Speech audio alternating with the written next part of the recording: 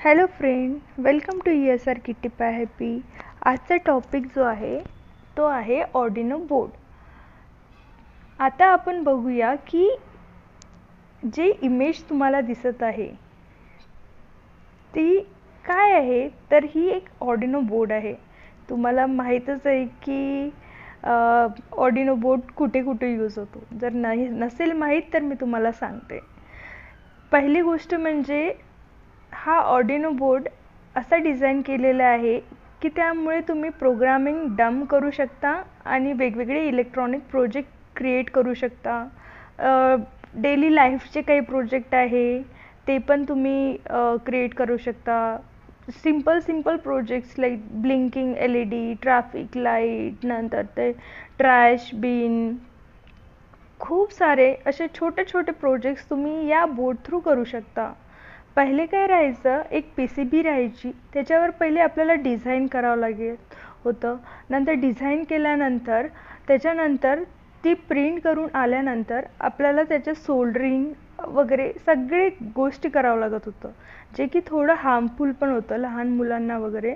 पण आता हे अशी बोर्ड आलेला आहे त्यामध्ये आपल्याला काही करायची गरज नाही.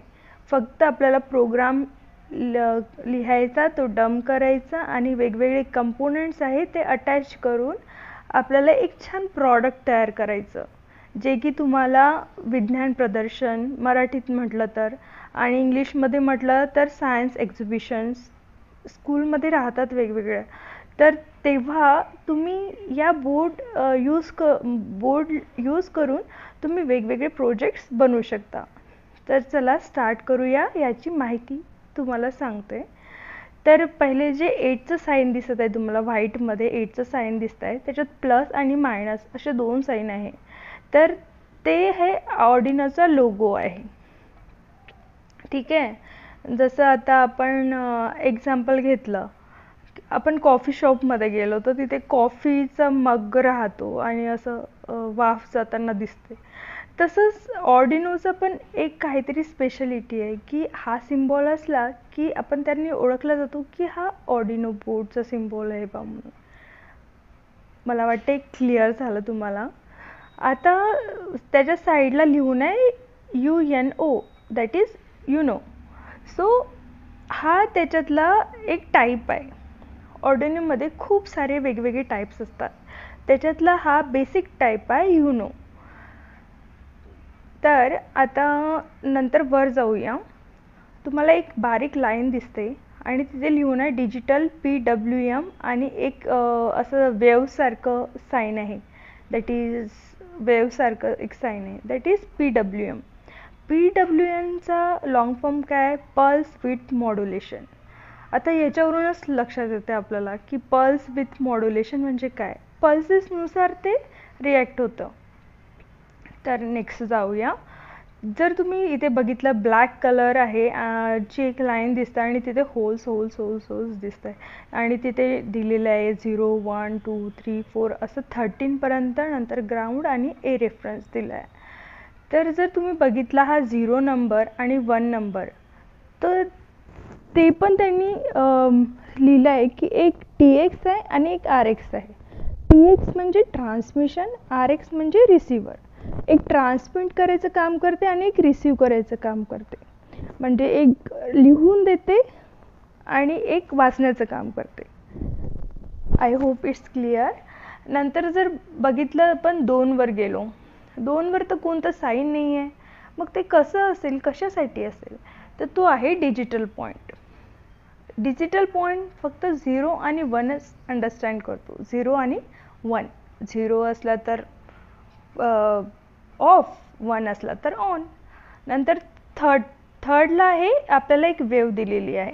वेव्ह काय असते, वेव्ह PWM असते, म्हणजे तो व्हॅरी करतो म्हणून त्याला PWM असं म्हटलेलं आहे. फ्रिक्वेन्सीनुसार व्हॅरी करतो. सो आता आपण कळलं तुम्हाला असेल, ज्याच्यात आपल्याला वेव्हज दिली नाही ते आणि ज्याच्यात वेव्हज दिली आहे ते. जर आपण वेव्हजचं बघितलं तर 3 5 6 9 10 11, म्हणजे हे किती झालं, या 6 ज्या पिन्स आहे जे नंबर्स आहे जिथे आपण पिन लावले तर ते ॲनालॉग कन्सिडर होणार, ॲनालॉग. आणि जर इथून 1 ते 13 पॉईंट डिजिटल प्लस ॲनालॉग आहे, पण 1 2 4 7 8 12 13 ह्या डिजिटल पिन्स आहे. या पण डिजिटलच पिन म्हटलं जाते, डिजिटल प्लस ॲनालॉग पिन म्हटलं जाते याला. आय होप हे तुम्हाला कळलं असेल. नंतर आपण जर वर गेलो तर तिथे ग्राउंड लिहिलेलं आहे. ग्राउंड म्हणजे काय असते? 0. एक आपण घरी पण बघा, जेव्हा आपण प्लग लावतो टी व्हीला, एक ग्राउंड राहते आणि एक पॉझिटिव्ह राहते, दोनच राहते. तर तसंच एक ग्राउंड आहे इथे, जे की आपण ग्राउंडला लावणार आहे. आणि नंतर आहे ए रेफरन्स, ॲनालॉग रेफरन्सची ही पिन आहे, ज्याच्यात ॲनालॉग रेफरन्सचे रिलेटेड म्हणजे तिथे पिन अटॅच करणार. नंतर जर त्याच्या साईडला बघितलं, वरच जाऊया आपण. तर वर गेल्यानंतर आपल्याला एक एल ट्रान्समिशन अँड रिसिव्हर असे 2 छोटे छोटे लाईट दिसतात. हा जो लाईट आहे तो ऑन झाला म्हणजे आपल्याला म्हणजे तो लाईट एक इनबिल्ट लाईट आहे, जो की 13 नंबरच्या पिनला आणि ग्राउंडला कनेक्टेड आहे. आणि इकडला जो ऑन लिहून आहे, युनो नंतर ऑन लिहून आहे, तो जर बघितला तिथे एक लाईट आहे. तो काय इंडिकेट करतो? जेव्हा आपण हा बोर्ड अटॅच करतो तेव्हा तो म्हणजे सप्लाय देतो, पॉवर सप्लाय, तेव्हा तिथे एक लाईट ब्लिंक होते, ऑन झाले ते इंडिकेट करते हा ऑन. आणि जो लाईट आहे यल, जेव्हा आपण ऑन करतो आणि ब्लिंकिंग LED चा प्रोग्राम किंवा लाईटच्या रिलेटेड जो पण प्रोग्राम टाकू 13 पिनला रिलेटेड, तर तेव्हा हा लाईट जेव्हा ब्लिंक करायला लागेल तेव्हा हा यल, हा जो लाईट आहे तो ब्लिंक करायला लागतो. नंतर हे ट्रान्समिशन अँड रिसिव्हर आपल्याला या लाईट थ्रू कळतं. हे पण एक लाईट्स आहे छोटे छोटे. नंतर हे जे आहे क्रिस्टल म्हणतात त्याला, क्रिस्टल SPK म्हणून आहे ऑसिलेटर. आणि इथे पॉवर ऑन ऑफची बटन आहे, लाईक ते रेडवाली आहे ना, तिथे लिहून आहे रिसेट म्हणून, ती रिसेटची आहे. आणि साईडला जे तुम्हाला पिन्स दिसत आहे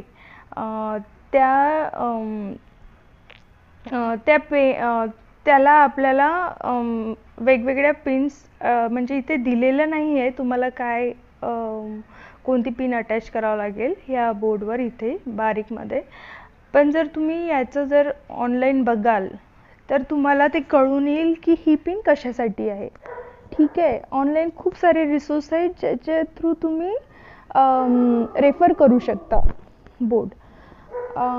आता नेक्स्ट पार्ट जर बघतो आपण, तर ही जी मोठी बससारखी दिसते ना, बससारखी, तर ती जी बस आहे त्याला म्हणतो आपण IC. ठीक आहे, इंटिग्रेटेड सर्किट याला म्हणतात IC. ही IC आहे आणि या ICला सगळे कनेक्शन इंटरकनेक्टेड आहे. ठीक आहे. आणि ICच्याच लेफ्ट हँड साईडला बघितलं तर आपल्याला बघ A0 to A5 आपल्याला दिसतं. तर तिथे लिहून आहे ॲनालॉग इनपुट पिन, म्हणजे हे या जो पिन आहे त्या ॲनालॉग इनपुट पिन आहे, A0 A1 A2 A3 A4 A5. आणि त्याच्या वर गेलं तर लाईन नंतर लिहून आहे की पॉवर सप्लाय देण्यासाठी. आता 3.3 वोल्टचा, 5 वोल्टचा, नंतर ग्राउंड द्यायचं असेल, व्होल्टेज इन द्यायचं असेल, नंतर रिसेट करायचं असेल, तर या सगळ्या पिन्स त्याच्यासाठी दिलेल्या आहे पॉवर रिलेटेड. नंतर हा जो बघाल तुम्ही एक लास्टमध्ये ब्लॅक होल असं आहे आणि तिथे आपण बॅटरी लावू शकतो. 5 वोल्टपर्यंत बॅटरी लावू शकतो आपण, 9 वोल्टपर्यंतची एक्सटर्नल पॉवर सप्लाय आहे तो. आणि इथे USB सारखं आहे, USB अटॅच करू शकतो. हे USB थ्रू आता आपण कम्प्युटरला जरी अटॅच केलं तरी ते पॉवर सप्लाय सारखं वर्क होईल. So this is the external, this is the internal power supply. तो आय होप की तुम्हाला बेसिक तर कळालं असेल. हे बारीक कंपोनंट्स आहेत ते तुम्हाला बघावं लागेल म्हणजे नेटवर वगैरे, कारण की तिथे तुम्हाला जर आर्किटेक्चर बघितलं तर तुम्हाला डीपली कळणार की कोणत्या पिन कुठे अटॅच करायच्या आहे. आणि माझा पॉईंट ऑफ व्ह्यू होता की हा ऑर्डिनो बोर्ड आहे, तुम्हाला ॲटलिस्ट याचे मेन कंपोनंट्स तरी कळायला हवे. सो आय होप तुम्हाला कळलं असेल. जर तुम्हाला नक्कीच आवडला असेल हा व्हिडिओ तर मला लाईक, शेअर आणि वेगवेगळे कमेंट्स करा. जर तुम्ही इंटरेस्टेड असाल तर मी अजून व्हिडिओ टाकणार. प्लीज मला कमेंट करा.